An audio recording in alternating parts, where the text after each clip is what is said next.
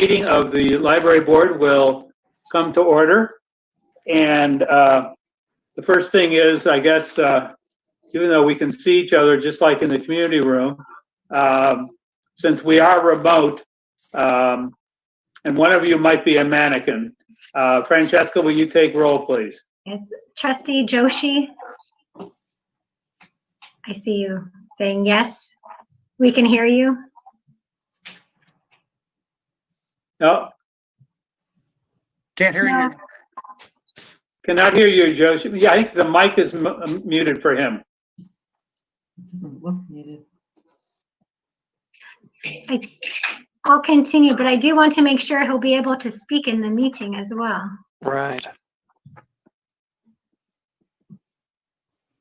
Oh, goodness. Well, he tries. Trustee Thompson, Here. Trustee Widmar, Here. Vice Chair Moreau, Here. Chair Petty. Here. Okay, And all are here. Harish is here visually, but not audioly.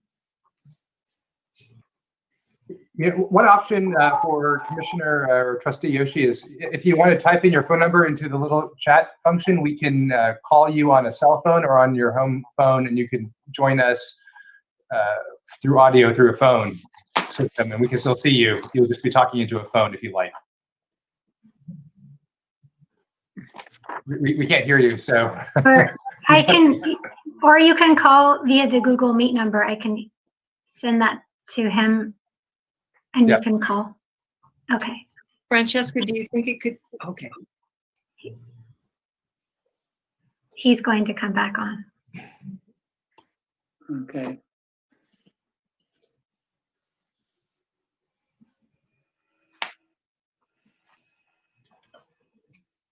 I know when I first got on today, I had opened up my microphone, but there was still a mute at the bottom that was connected to the Google program that sort of like overrode the fact that I had unmuted my thing. So maybe he needs to find that.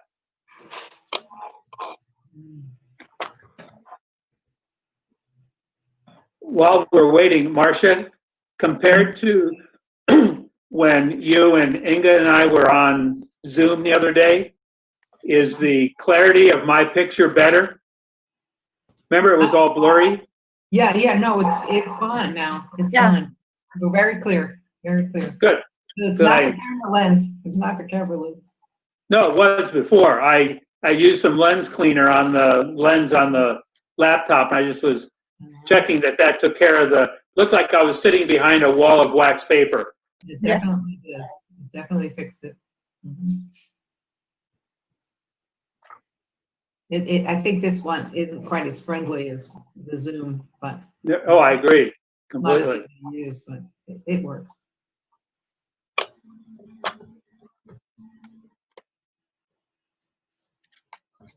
I see a K for Kim. Is Kim with us? She is.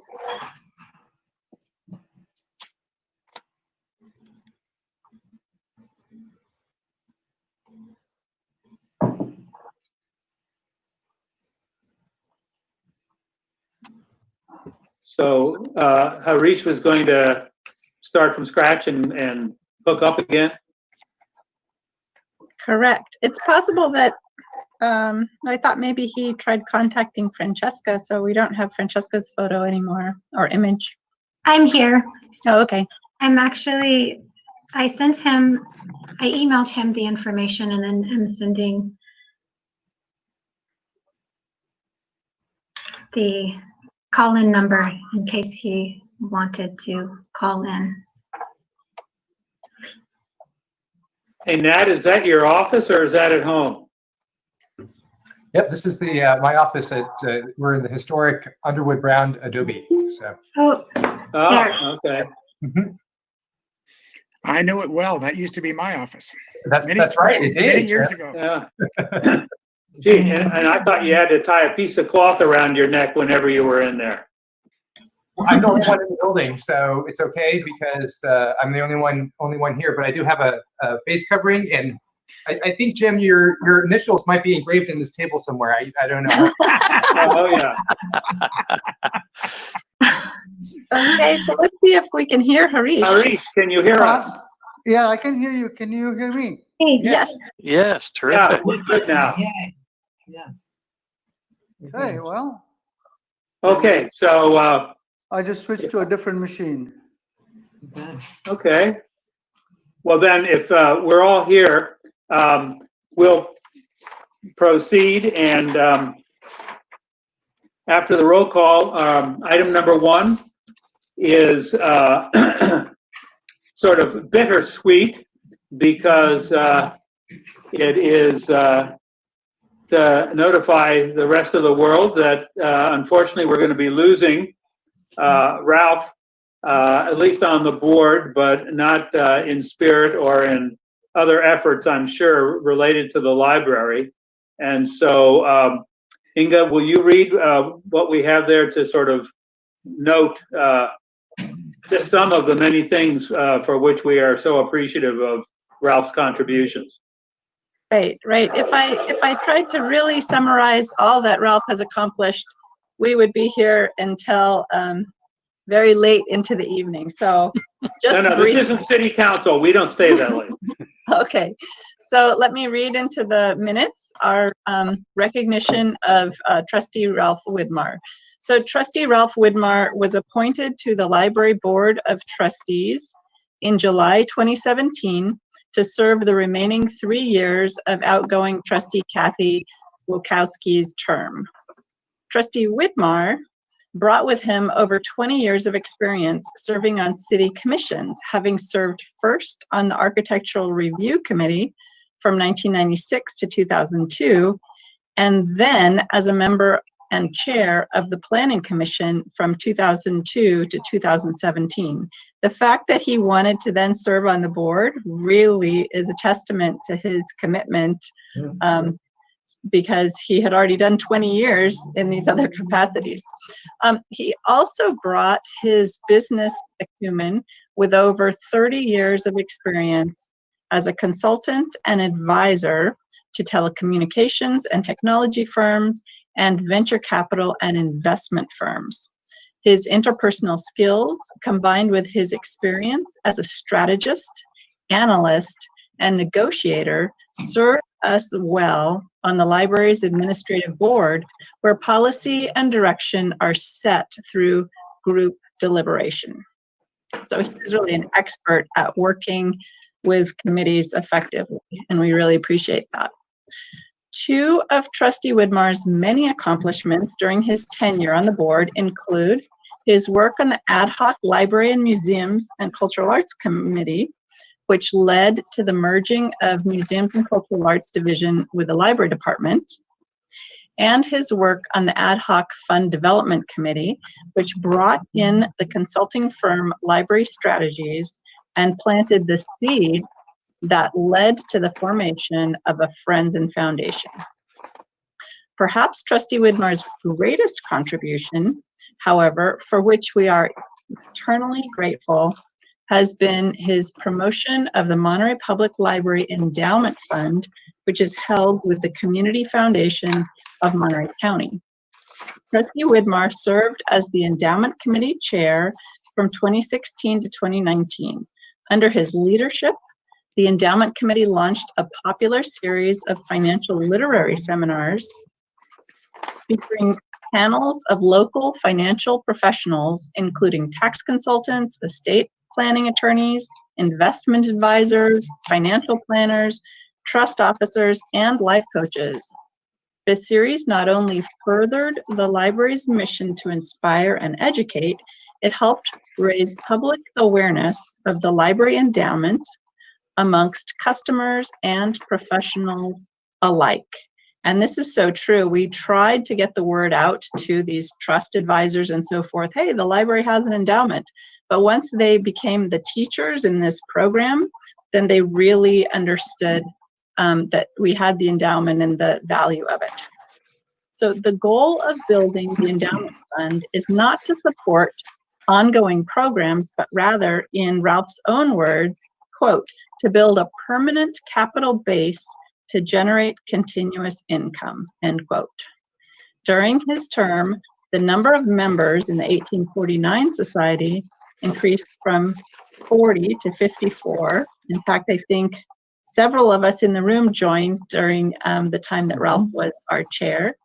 And donors were encouraged to pledge ongoing support to the endowment through an automatic giving plan, and just under $100,000, and it sort of depends on which date you pick, was raised for, I mean, then it's easily over 100,000 if you look at the next month, raised for endowment through individual gifts.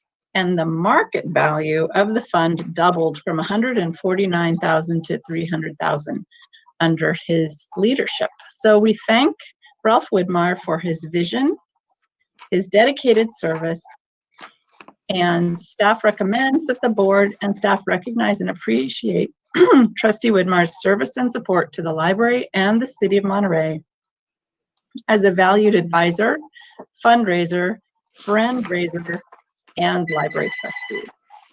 Thank you very much. Was that my timer? Did I? Here's where we give you a standing ovation, right? Yeah. Well, thank you very much. Thank you. Well, Ralph, we all can't imagine. Well, what are you going to do with all the free time now? Well, I'm going to use some of it to sleep, but actually that has already kind of been eaten up by a lot of new demand for our consulting services, especially during the pandemic, where a lot of what we were doing, well, we've been doing for about the last 3 years, is this business process automation, where we integrate business applications with communications media and backend databases and AI systems to take over a large chunk of the sort of mundane business process stuff that needs to be done, but it doesn't necessarily have to have a human doing it.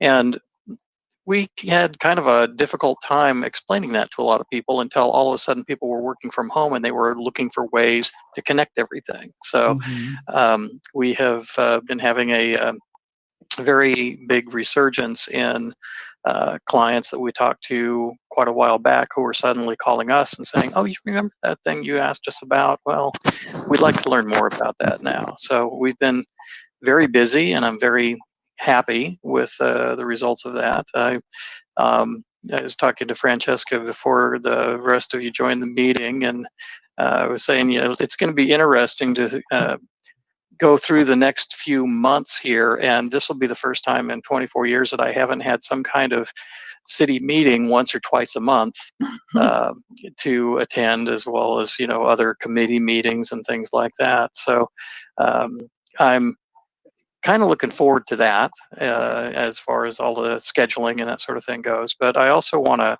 I'm so grateful for the opportunity I've had to get to know everybody at the city and to do something that wasn't work for me.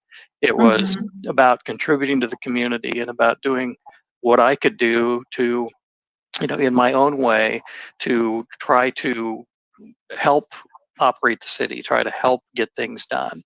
And I'm very proud of some of the things that I did when I was on Planning Commission and ARC with rewriting the general plan. And every time I walk down Alvarado Street, I'm so happy to see how the downtown has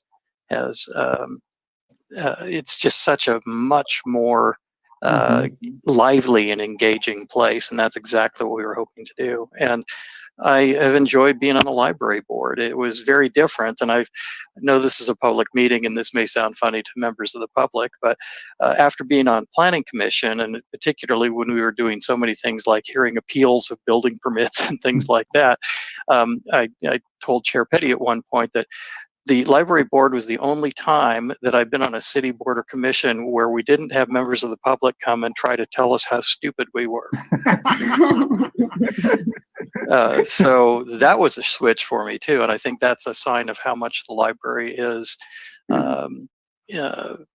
precious to this citizens of the city of Monterey and how much they enjoy the services that we offer and how big of a hole being closed has left in their lives, along with everything else that's been sort of demolished temporarily over the last few months here. But I also enjoyed working on Endowment, and that was I was thinking about fundraising, and one of the favorite venture capital phrases is "It's better to be lucky than good." So we were lucky, but I think we were good too, and I think that that's what led to those gains. And I think certainly Siri and her team at the library, and the volunteers, and Mary Jane certainly has picked up that mantle. That we don't want to lose any momentum, and I don't know that we will. So very happy that we got those things going and raised the profile of the endowment fund, but also have gotten ourselves, I think, into a much better place organizationally with the Friends and Foundation to really move into sort of the next phase of what we're up to. So I thank everybody for putting up with me during the meetings, and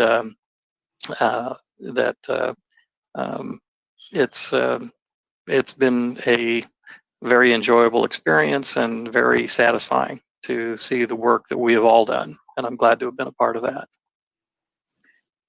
Thank you. Are there any other of the trustees or staff who would like to say a word? Jim, I see you. Yeah, wag your finger at me. Yeah, very good. Thank you, Bob. And I'd like to thank Ralph and mention that the first year I started work in Nat's position as assistant city manager was the same year that Ralph started on the ARC. So I've had an opportunity for most of the 24 years to see him from afar, and I wanted to recognize him for all the great work he did on the ARC and particularly on the Planning Commission. And I know that the Planning Commission can be a thankless job at times, even more so than the ARC and the Library Board, I think. And so I wanted to thank him for all the work he's done for the city of Monterey, especially the Planning Commission, and also, of course, the Library Board, where I finally gotten to know him a little bit better as a colleague instead of as a commissioner, and I was a lowly staff person. So anyway, it's been a real treat to get to know you, Ralph, and I really appreciate all the work you've done in your whole 24 years, and particularly the Endowment Fund. I think your work there has, it will in fact be eternal, which is a wonderful thing to be able to say. So Yeah, thank you. Yeah, thank you. Thank you, Jim. Anybody else? Marcia, I see 5 fingers wagging at me. Yes. Well, Ralph, it's been a pleasure working with you. I didn't know you before you came on the library board, but it's been really great to get to know you. And I started shortly after you, so we kind of were the newbies together.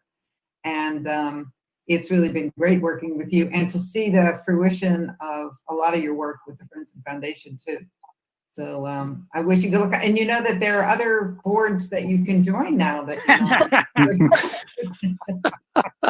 I think I may take a little while before I start looking into that, but thank you very much, Marcia. I think Harish wanted to say something. Harish. Yeah. I met Bob, Ralph, sorry. I was looking at your face, Bob. Sorry, I meant to talk about Ralph. When he was a docent for the Christmas in the Adobes. And that's a program that I'm very intimately associated with because I do volunteer work and I'm on the board of the Historic Association. And we became friends. He invited me to a function. He said there's a talk and a little get together. And that was one of the 1849 Society's meetings. And then he invited me one more time. And I learned a lot about soft selling from him. After the second meeting, I joined. And I used that technique to sign up my friends, Lee Henderson and his wife, Donna, to the 1849 Society the same way. So thank you, Ralph. I learned a lot.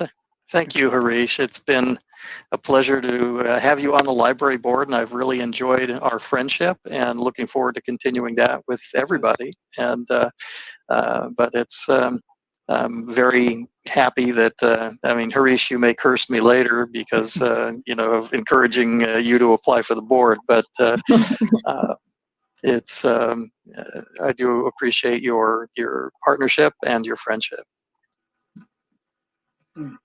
And, well, I'll just say, of course, I personally am looking forward to keeping in touch and not going separate ways too far apart from each other. But I also expect, Ralph, that you'll stay involved one way or the other as a supporter of what the library does. And so I know how much you value the role of the library in the community.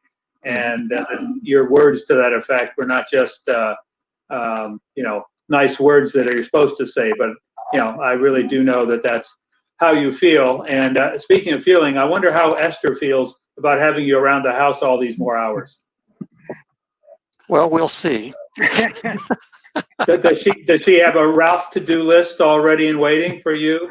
No, actually, not that I'm aware of, but you never know. Well, you'll probably be surprised. But at any rate, thank you. I only, one of the downsides of these kind of meetings is that we can't get in line and have Francesca take our picture, but maybe once we're at a point where we're actually meeting again in person, and you join us in the audience as a member of the public, we'll have a picture with current and former trustees all in one, and then we'll grab your photo that way. Well, you know, it's very popular, but I can take your photo right now with all the squares. So let me do that. 1, 2, 3. All right, everybody raise your hand if you don't want him to do that. I do on behalf of staff, do also want to thank you, Trustee Widmar, for all of your service, and it's been great working with you, and you know, in your service even prior, you know, prior planning commission and such. We appreciate it, and I'll share the photo with all of you. Okay. Too late, Bob. you. I already took it. I was All also right. going to suggest that maybe Mary Jane could turn the trustees reunion into a fundraising event somehow. Get a couple of glasses There of we wine go. into people and start sending around the forms for various volunteer positions. Well, since you've called on me, I'll just follow Nat with a staff thank you, but especially deeply meant because, as I told you when I first reached out to you in maybe October or November, I said, I see your fingerprints all over the donor record. And so I really do see in a really granular way the individuals that you introduced the library to, at least in a different, more serious way, and that help them become engaged. And so even though it was a brief period of working together, I'm grateful for it, and you were always willing to be on the other end of the line. So that's, your accessibility was much appreciated, and who knows, I've still got that phone number, so. Yes, I'm a little concerned about that, but it's okay. I'll still take your calls, no problem. Thank you. Okay. Well, thank you very much. I guess now then it's time to move on to our next section of our agenda, which is the consent items, and there is only one item on the consent agenda. Do any of the trustees wish to have it pulled off the consent agenda item and put it up for discussion? Or do you have any questions or corrections or anything about the minutes from our May meeting, which is the only item? Jim? Jim? Bob, if I could, just one minor comment on page 10 of the packet, right above the informational reports and staff comments, there's the start of a sentence where it says she, and I'm guessing maybe that should be deleted, that with that one minor request for a clarification, I'm fine to recommend approval. I don't know if Francesca can address that one word that's hanging out there. What is the word, Jim? It's she. She. It's been removed Okay. from the So minutes. Yes, thank you. With the correction to delete the word she in the middle of page 10, I would move approval of the minutes and the consent calendar.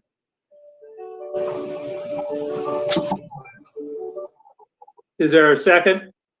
I'll second it. All right, Ralph gets to second something in his last meeting. All right, if there is no discussion of the motion, because we're doing this remotely, we need, Francesca, a roll call vote. Trustee Joshi, Approve. Trustee Thompson, Yes. Trustee Widmar, Yes. Vice Chair Moreau, Yes, Chair Petty. Approved, yes. So it passes unanimously. Thank you, everyone. That concludes our consent agenda.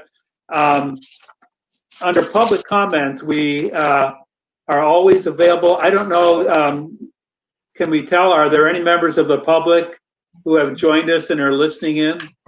What we'll do is we'll open public comments. So for anybody watching this, you are welcome to call in.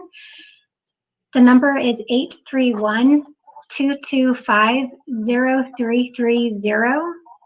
You'll enter the number 1927648, followed by the pound sign. Callers are automatically muted upon entry. And a reminder for any viewers watching that if you wish to make public comments, it's best to follow along on the YouTube channel, which is youtube.com/City of Monterey. It has the shortest delay. So we'll wait a And moment. also, and I'll just add, this is also the time when members of the public can make comments about items that are not already on our agenda.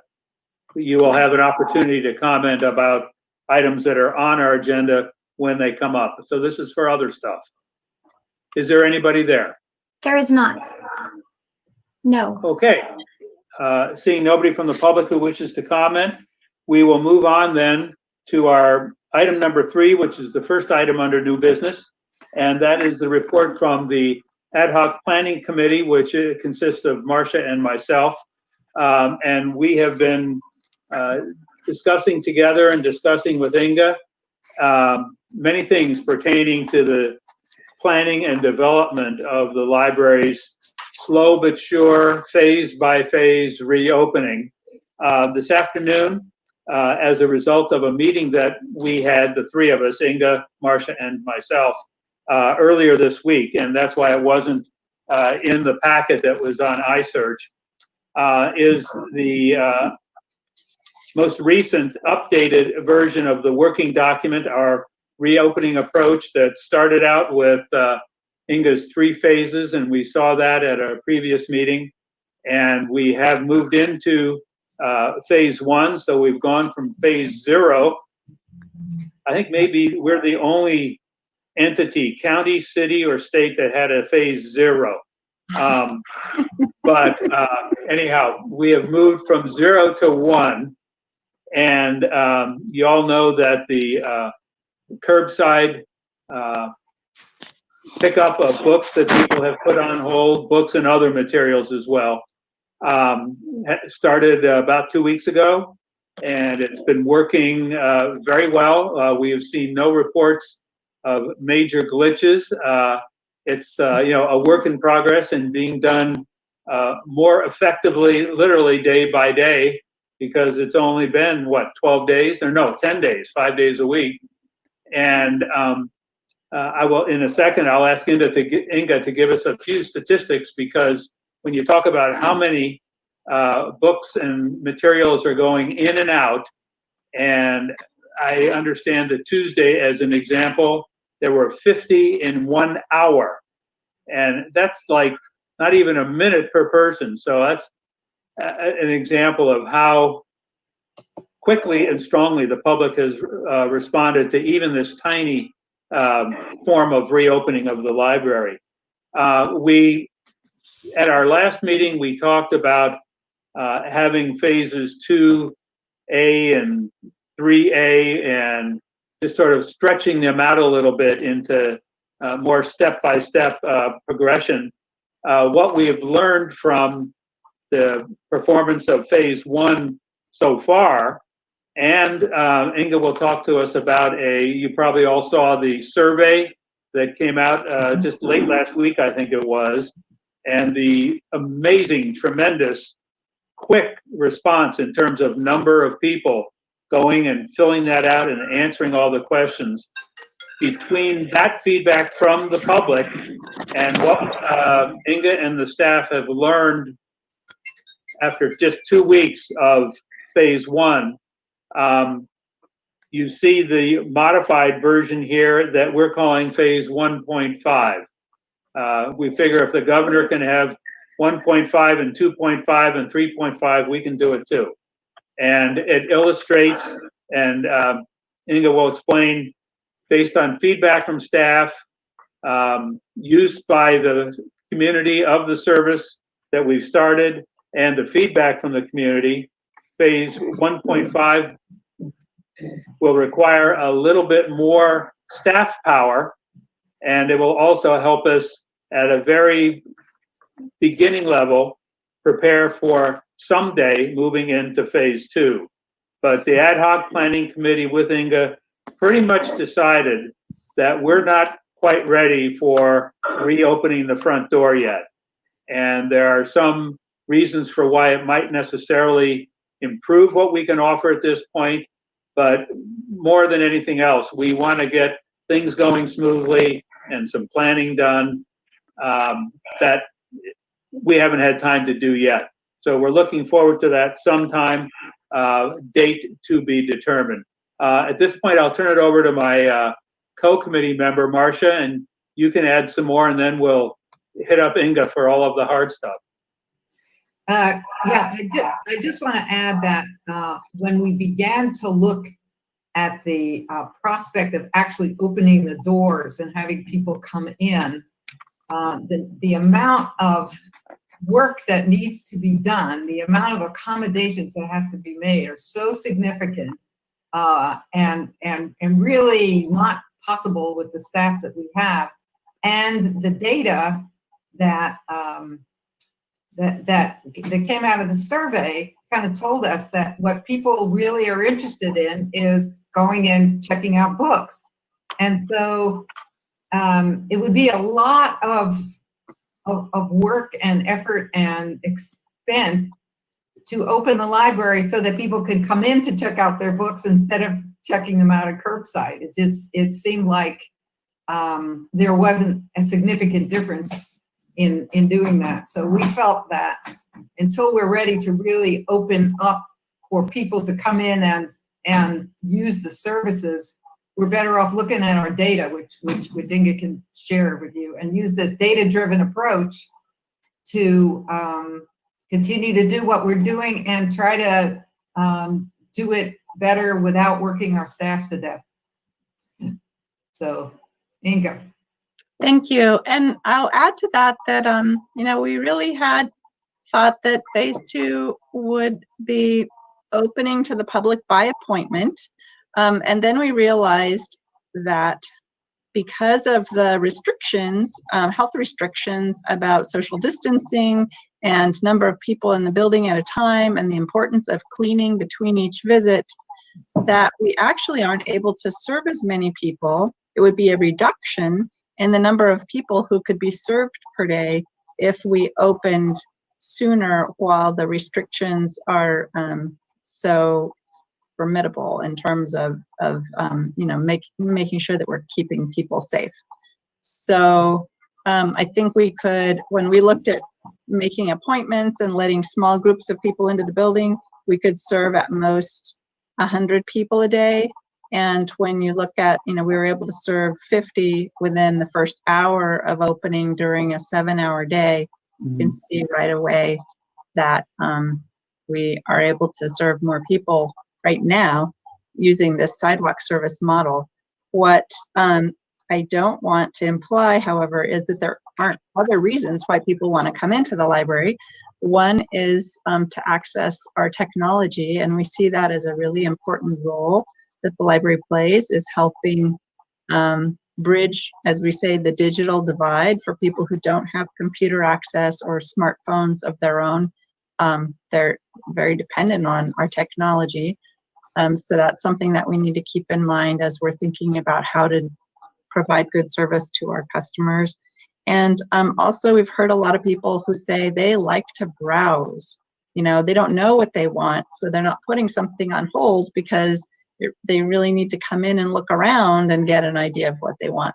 So I've talked with Kim Smith about a number of ways that we could have browsing remotely. And so we'll try to promote some ideas in our newsletters about how people might simulate that experience of browsing, even though they can't come into the building.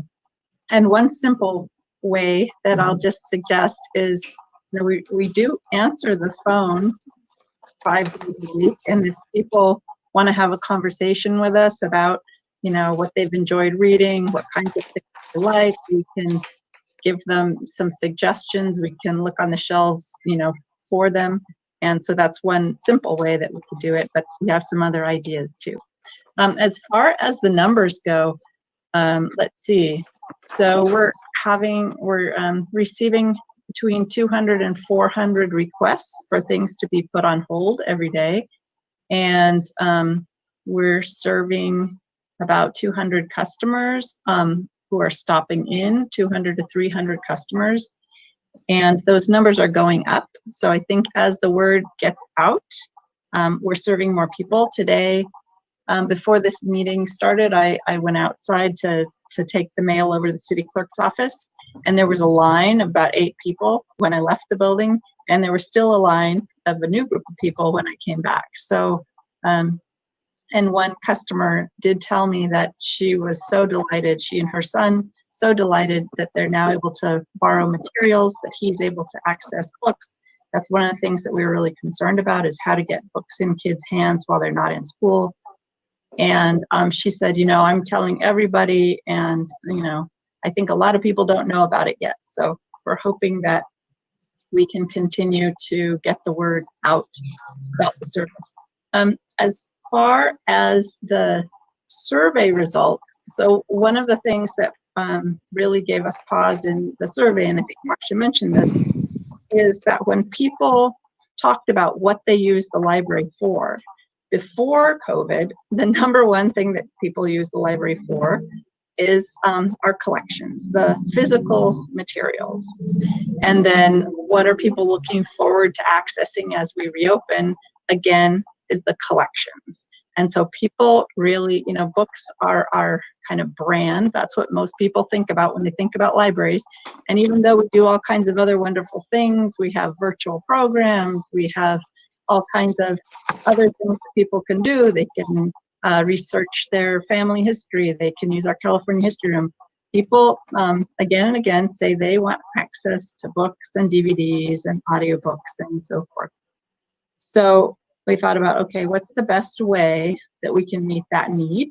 And really it is through this curbside service within the staffing limitations that we have, but more importantly, within the safety guidelines that we all need to uphold, so that we keep the public safe and we keep our staff safe, so that we can continue providing the service during these challenging times.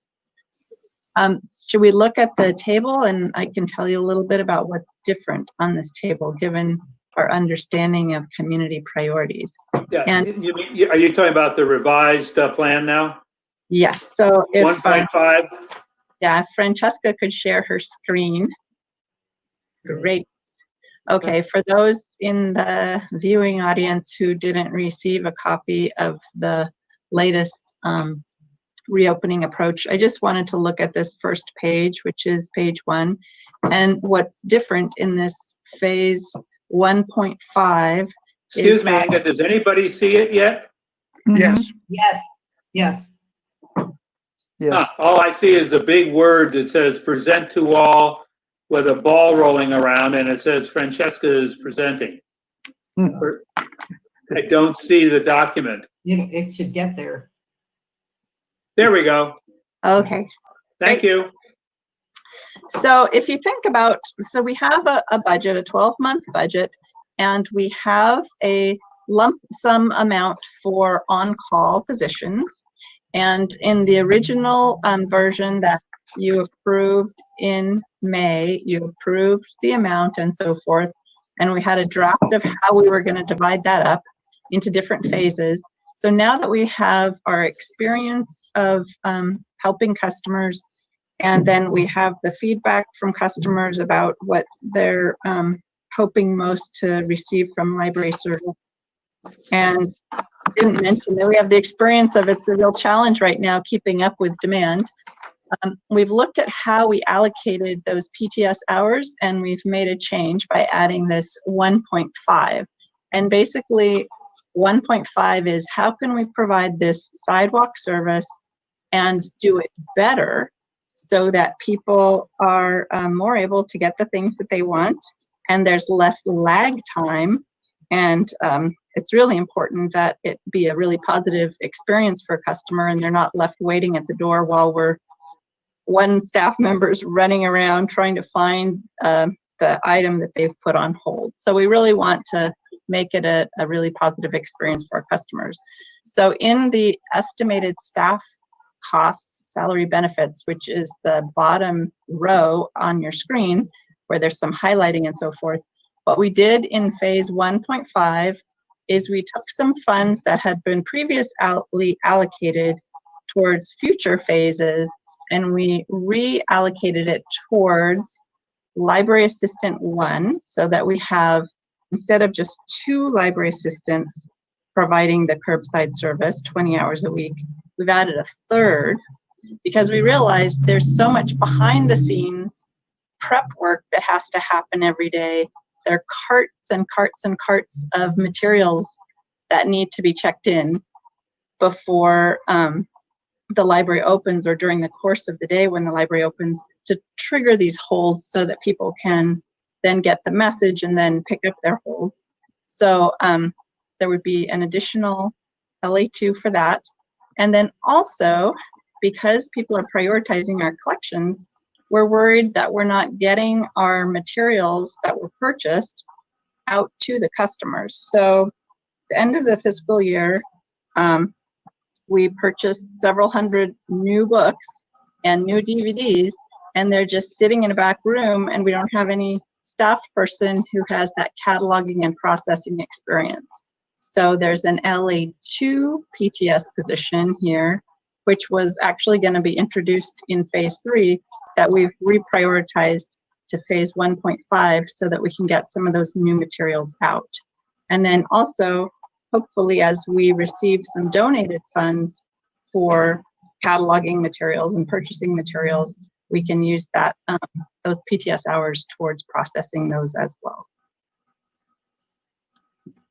So that's So basically, what you just said means that we have a whole pile of stuff that's already been purchased and paid for, but we can't use it because we don't have enough part-time staff people to check it in and make it available. exactly.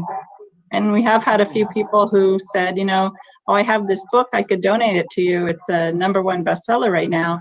We're like, well, you can donate it to us, but we don't have a way to get it into people's hands, which is really unfortunate.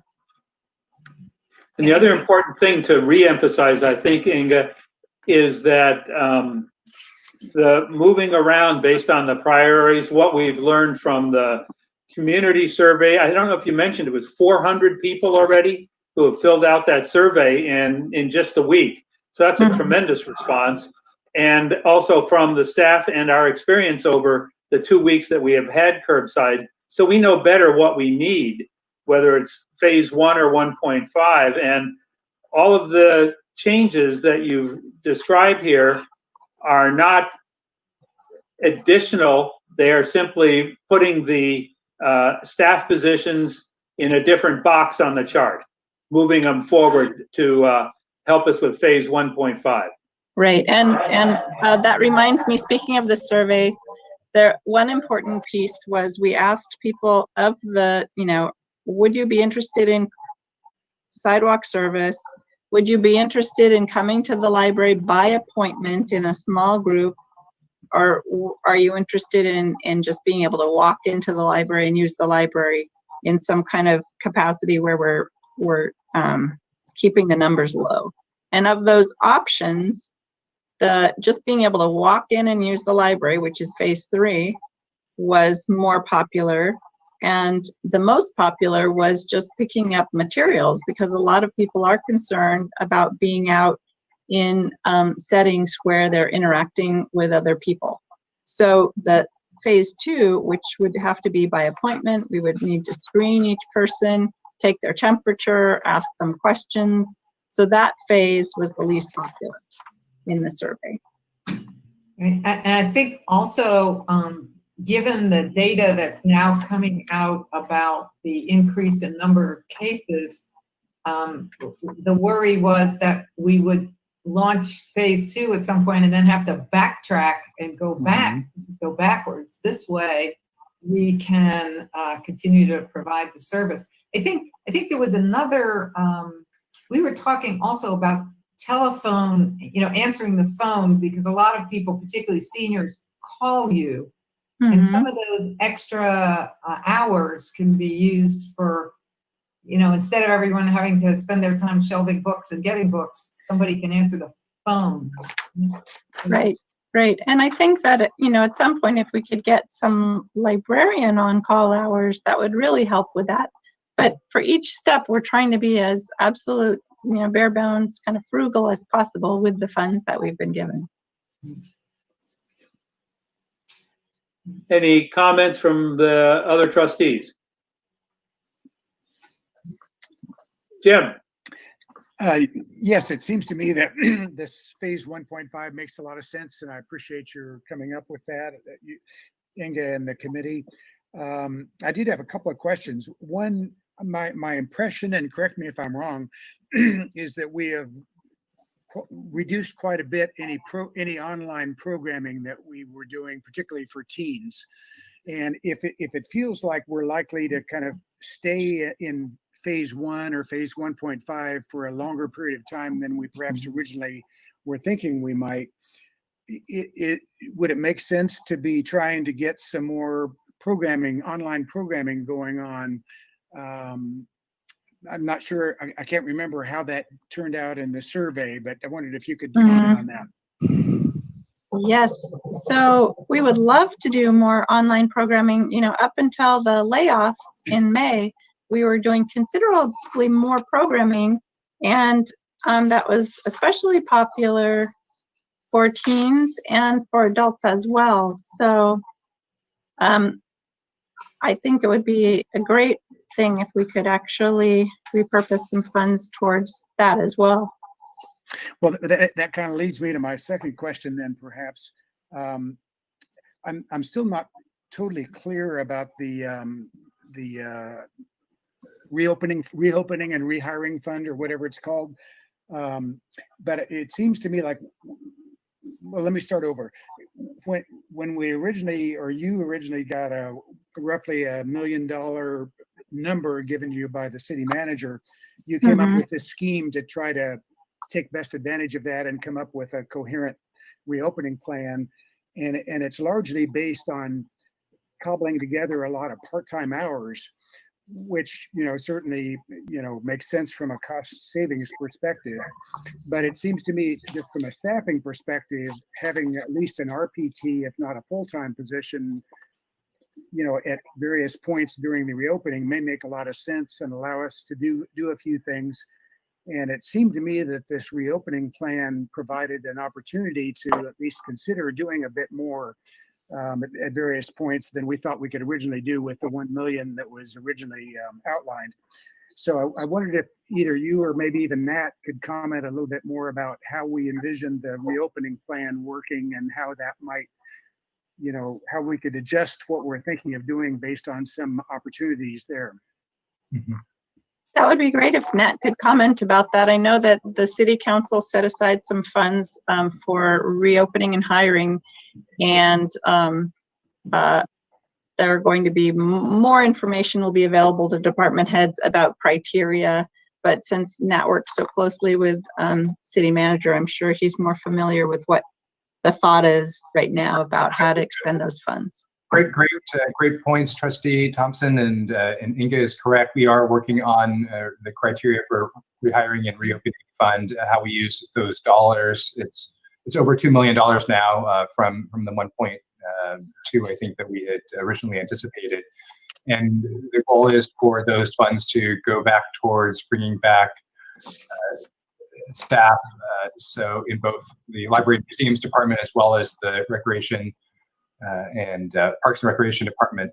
One of the approaches I think Inga alluded to is we are really trying to be as frugal and as careful as possible when we in terms of how we use those funds, given the services that we can provide at this time.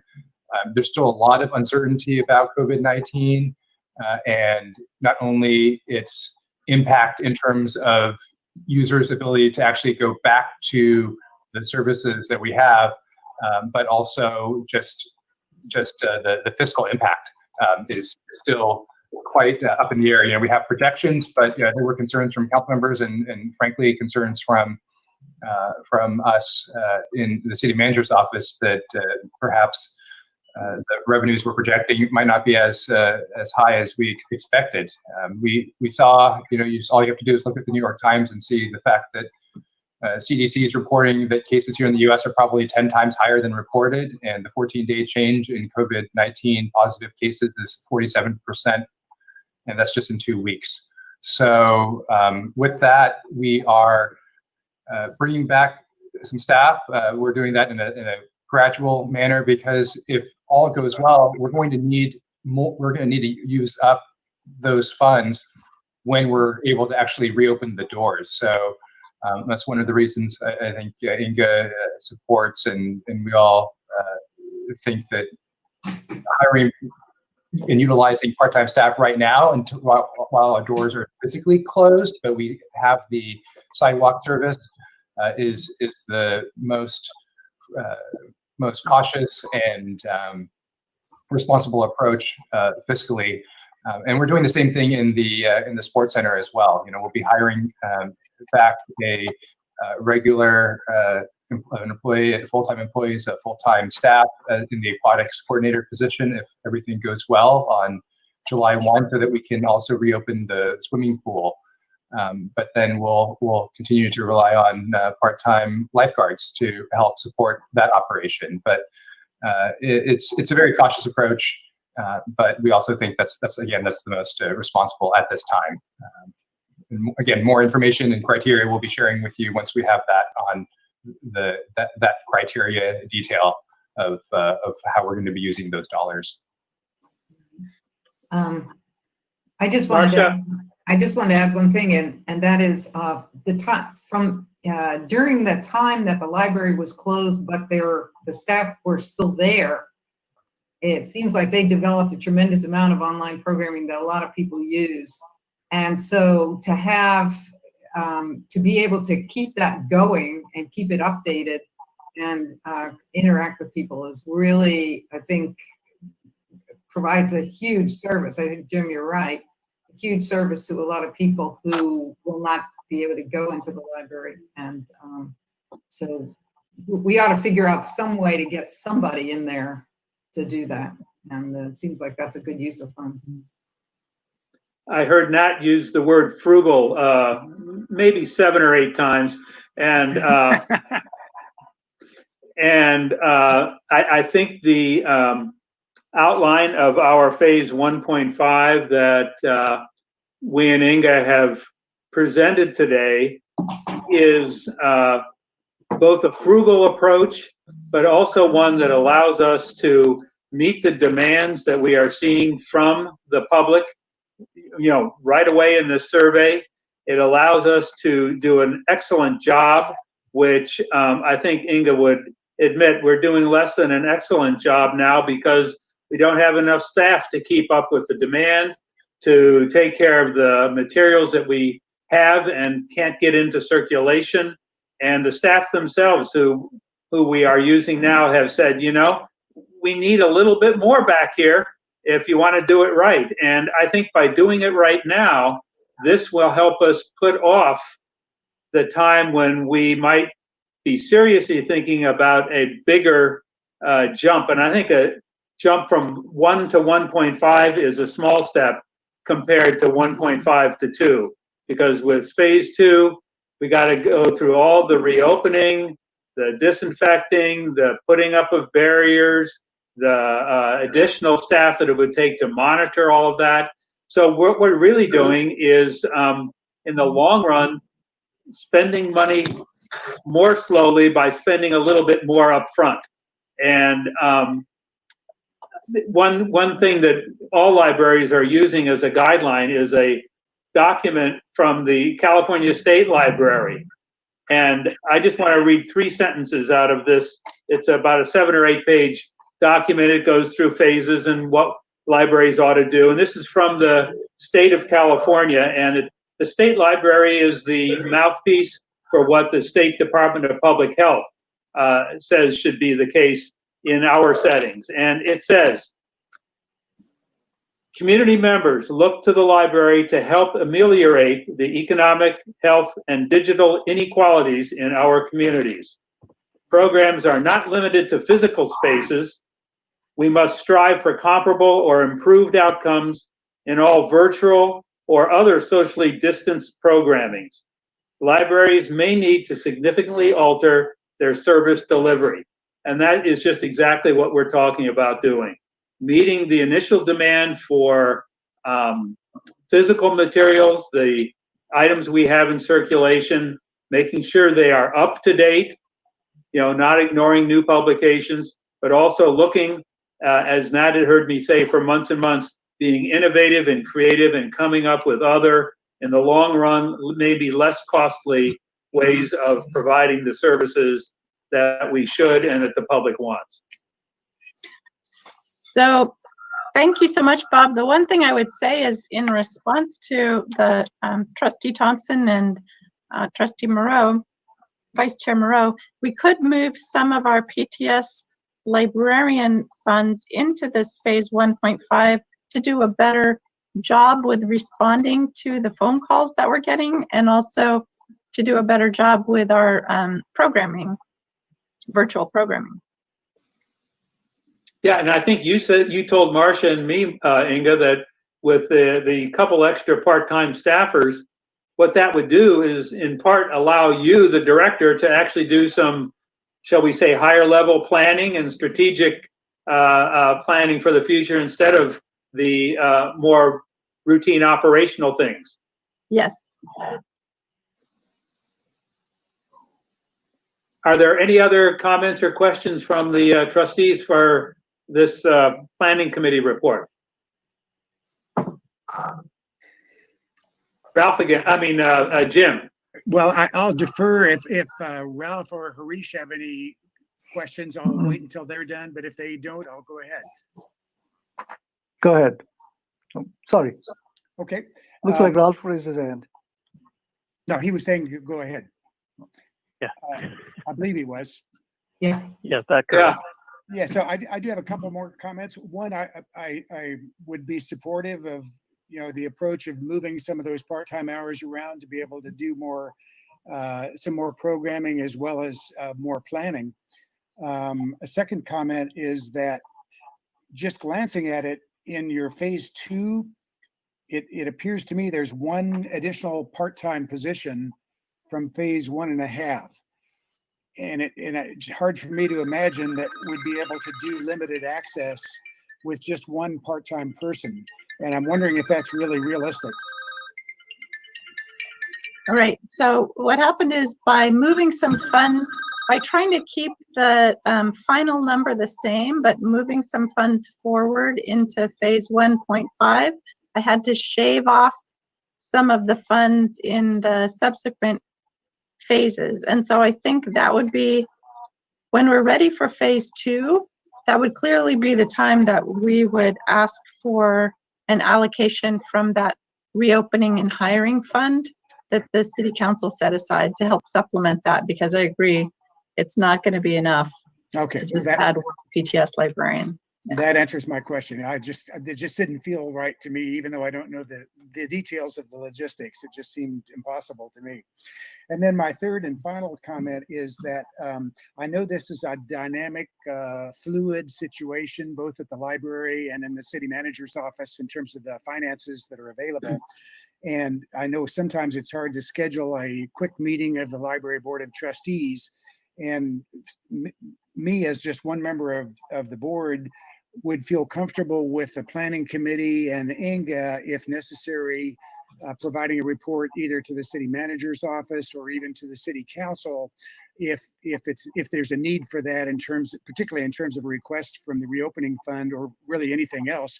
So if it's not doable to do a meeting of the board of trustees and yet some sort of report that's kind of official needs to be made, I'm comfortable with the planning committee having the authority to do that if the other trustees are. Thank you, Jim. That was the intent of setting up the two smaller ad hoc committees so that we could be more efficient than we can be if we need all five of us together. Ralph, Harish, do you concur with Jim's assessment there? Yeah, I'm fine with it. I think that that's probably the most effective way to move forward and be a little more light on our feet and being able to respond to the situation. Yes. Harish? I agree with that. It's better to have the work pre-done, which is what the committees are doing, so that everybody is not working on the same thing in parallel. So yes. That's great. And we promise to keep everybody informed. Yes. Which, yes. Is there any more discussion with regard to the planning committee's report? Then we, the committee and Inga will move forward and work with the city council or whoever to move forward through and into 1.5. Okay. All right. Thank you very much. We'll move on then to our second item of new business, item number 4 on the full agenda, which is to receive the report from our other ad hoc committee, the Library Funding Committee. And Harish, are you the spokesperson for this one? I am. Thank you. You have the floor. Thank you. Okay, before I start, I want to mention that we have met about 4 different times. It's been a long process and the work is not complete yet. We expect more meetings. So what we're going to present, what I'm going to present is work in progress. It's not a done deal. Okay. With that, let me read the report that I've written so I can communicate more quickly.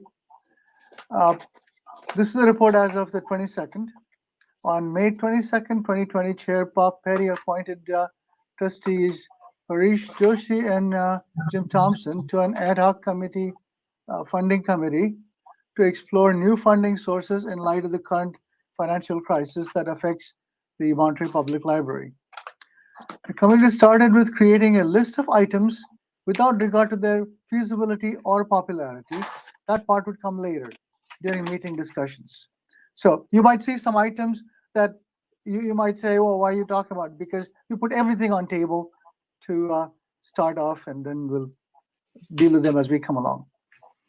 The committee has met with the library director, Inga Wade, 4 times so far, and more meetings are expected to follow. This report is a summary of those discussions. Inga can add details where necessary. Okay. So we start with ideas recommended for further consideration. Possible federal or state COVID-19 funding for cities. That's something being debated in the Congress. If such funding is approved by the Congress, it might significantly assist the city of Monterey and the MPL financially. Item number 2 is cities reopening and hiring fund. The city council has approved the establishment of a reopening and hiring fund, which Nat talked about, which has come in with bigger numbers than I started working with, to phase back the library and parks and recreation services. The amount of this fund may be increased later this year due to favorable economic recovery and concessions by negotiating groups. Item number 3 is potential increase in cities' TOT, the transient occupancy tax. The city council is considering whether to put this issue on the November ballot, that I understand. Item 4 is enhanced fundraising by MPL Friends and Foundation. The Friends and Foundation is forming a new fund development committee. It is also starting an MPL recovery fundraising campaign. The Board of Trustees should continue to support them in their extremely important fundraising efforts. Okay. Next, potential grant opportunities, which we're constantly exploring. Nothing new on there. Item 6 is a done deal. It's suspending trustee stipends, which we all agreed to last time. Okay. Item number 7 is other potential revenue raising ideas. Among them, crowdfunding, enhanced book sales, expanded library store merchandise, potential facility and room rentals, and matching grants and donation challenges. Okay. Next major thing is ideas still being reviewed and discussed. So this is still ongoing. One is tapping the earnings from the MPL Endowment Fund. Second is other potential revenue raising ideas, such as leasing space for cell towers. This came from a book, 40 new ideas on raising revenue, or something like that, that Inga mentioned. We are not quite done with that yet. Providing passport services, vending machines or ATMs, and selling MPL's oil well. Inga pointed out that we have been given bequeathed an oil well in somewhere in Texas. So I was not aware of that. Well, so next, a big item, charging non-resident fees. The last time this was done in 1992, it proved to be rather unpopular. That and other changes that have occurred led to it being revoked in 2006. Several conditions have changed between then and now. For example, the neighboring cities now have library facilities. We should reconsider this issue, if only to put it to rest with the same conclusion, so as not to leave anything overlooked. Next item is charging for services. It is understood that there are some services, including the basic library service, that we cannot charge for, but there may be other value-added items that could be made to pay for themselves. An example would be certain types of programming, charging for putting items on hold, or charging for services like Hoopla. Item 5, further use of volunteers, at least while we cannot hire the full staff back. We might be able to fill in the gaps with volunteers. Next item was consolidating with libraries of adjoining cities. That's always a good thing to see where we can get some extra work done by sharing responsibilities. The ideas that were recommended against was advertising or sponsoring products or services sold in the library. And that concludes the report. Jim, do you have anything else to add as the other member of the committee? Yeah, I'd just like to reemphasize what Harish said at the very beginning, which is we were trying to think outside the box, or I like to call it thinking outside of the sardine can, in terms of just kind of coming up with any idea we could think of. And again, some of the ones that are listed and others that we may think of, may never see the light of day, but we're just trying to be thorough and complete in thinking about anything that's possibly financially, worth considering. And in that light, if any of the other trustees or any of the other staff have other ideas that aren't included in those that Harish mentioned, we'd welcome any other ideas for us to take a look at. And as you can probably tell, there's over 20 ideas that we're taking a look at. So we're not going to end up doing an in-depth analysis probably of many, if any, of these ideas. It'll be more of a kind of a summary review to see if some of them are worth pursuing further. But again, we wanted to welcome any other ideas that other people had for issues we might want to take a look at as part of this overall review that we're doing. So that's all I had to add. Thank you. Okay, well, open the floor for comments from the other trustees. Marcia, Ralph? Ralph raised his hand first.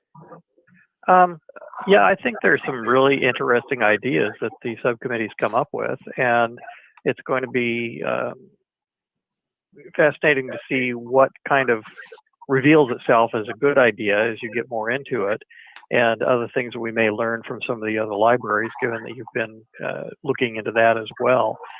Looking at duplicate sort of demands for that different libraries have that they're addressing individually, or we may be able to partner with them in some way to spread that load out. For example, if there's any other volume discounts on Hoopla that would get us into a higher tier if we were to team up with somebody else, would be worth examining. And I think that you've probably already started looking into that a little bit. So yeah, it sounds very promising. I'll just quickly Marcia. chime in on. No, go ahead. Yeah, I'll just quickly chime in on all the electronic resources that we receive, and that's a really good point, Ralph. We get them through consortial discounts from being part of the Pacific Library Partnership or from the group called Khalifa.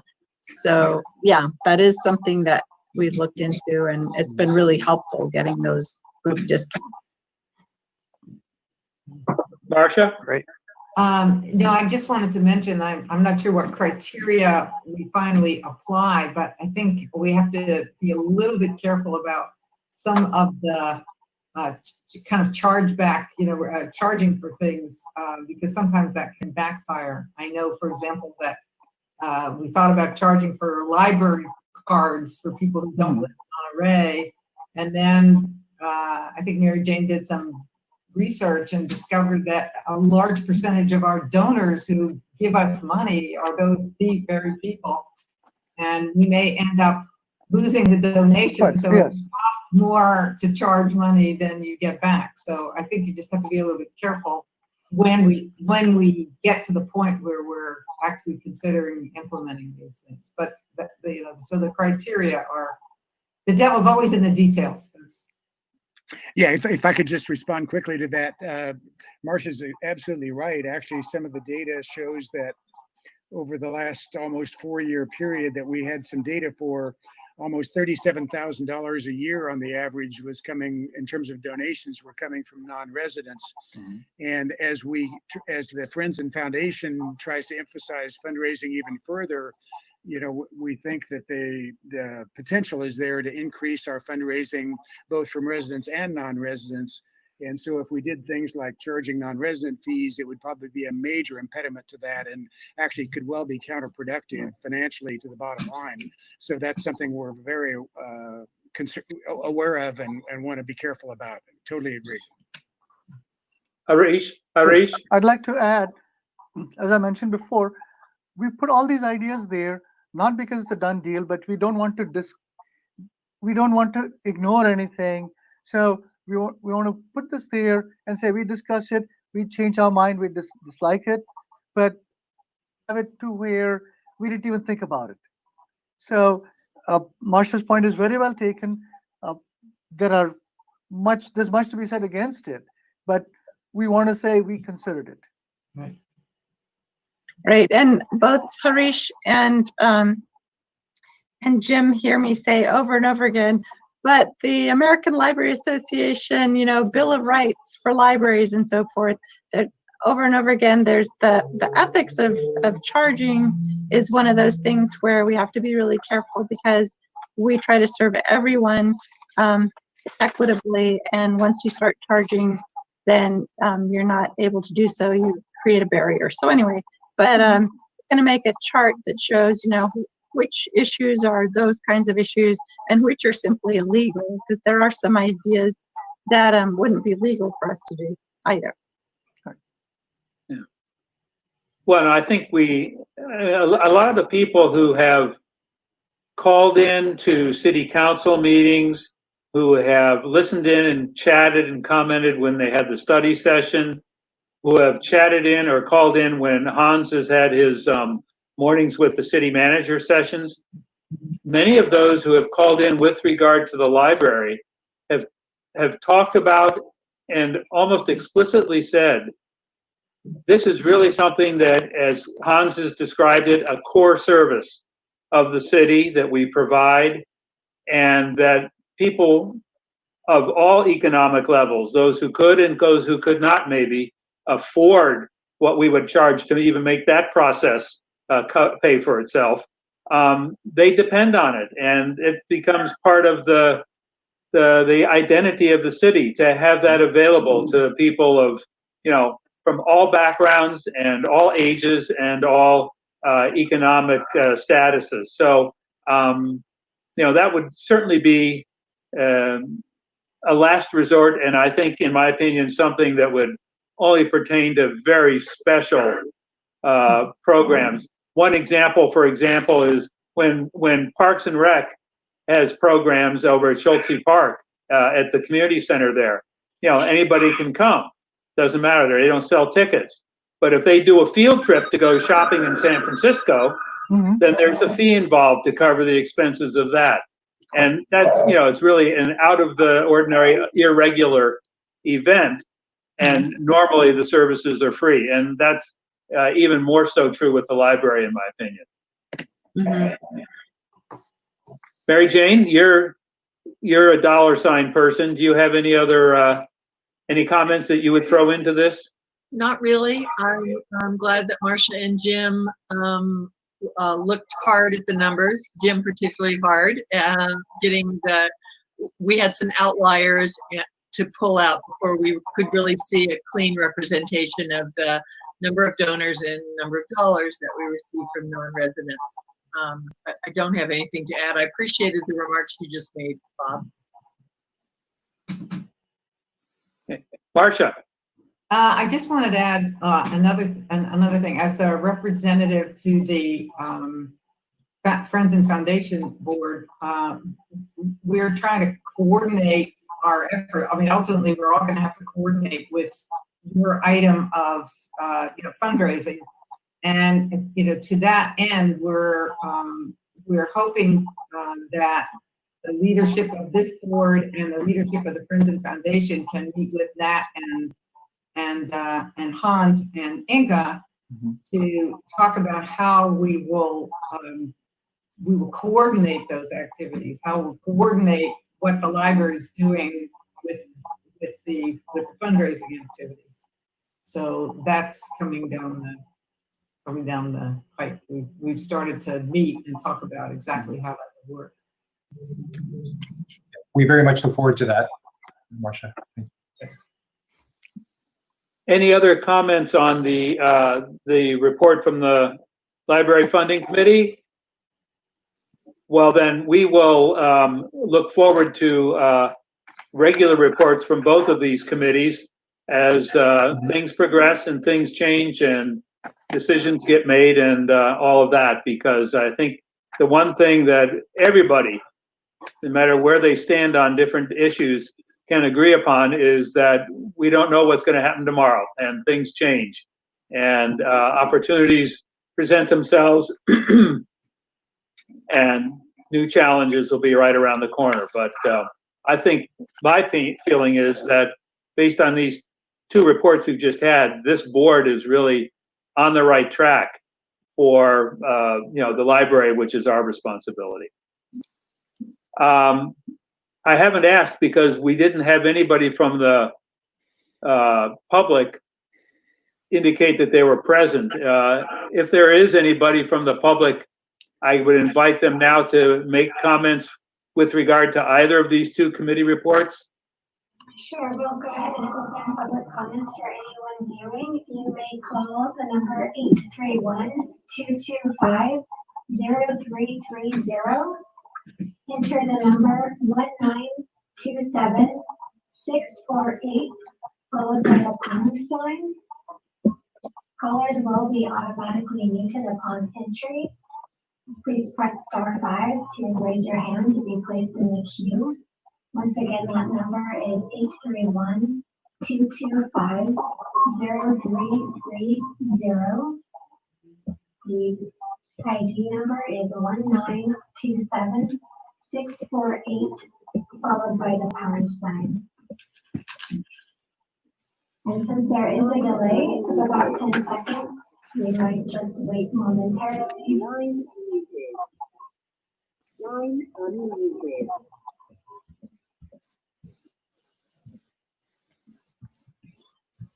And Chair Petty, there are no callers. Okay, thank you. In that case, then, we will move on to the next item of new business, number 5 on our list, And this is the annual rotational option that every member on the board gets in sequence of seniority to rotate the positions of chair and vice chair. And this is for a one-year term to begin July 1 and go till the end of next June. And Ralph, assuming that you haven't changed your mind and you are retiring, we will Right, skip yes. over.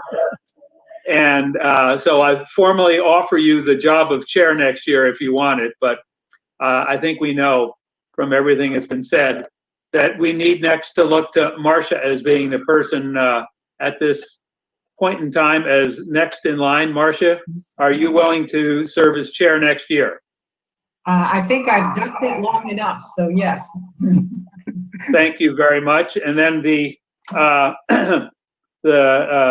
procedure as adopted by our city council says that the next person in line of seniority has the option of assuming the position of vice chair, and that would be Jim. Are you interested in being vice chair next year?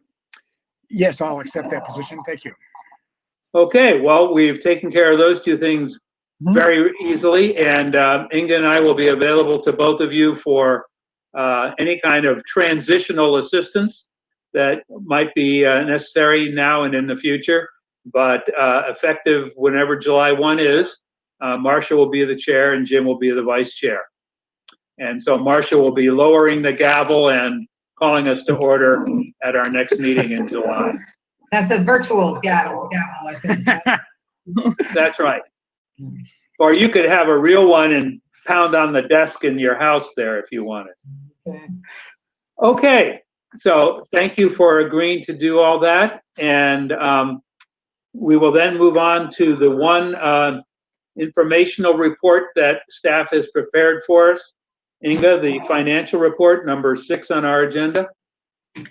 Yes. Before you go on, Oh, excuse me. I just want to Harish? mention, yes, I just want to mention that I'll be leaving in 10 minutes. So don't be surprised if I just disappear. Okay.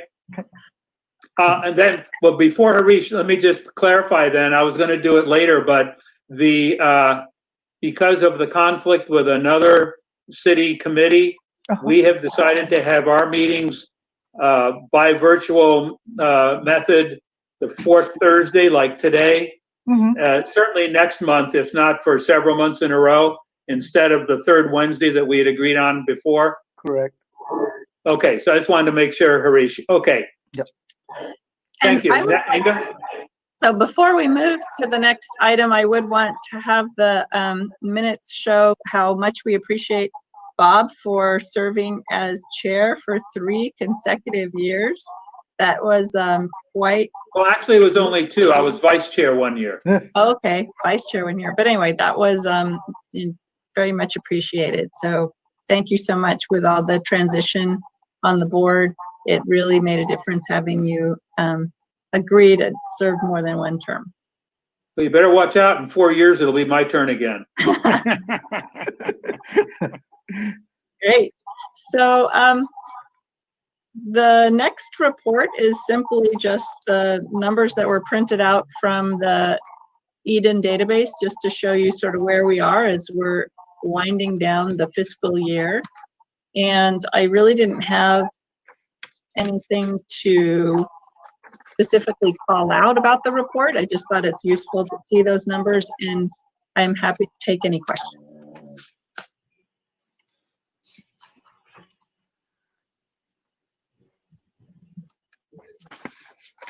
Okay, hearing no questions from the Board of Trustees,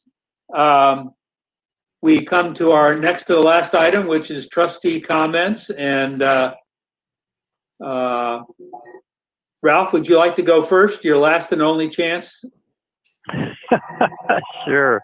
Well, again, it's been a great experience serving on the board of the library, and also to have been helpful in the fundraising process and getting some of those things rolling.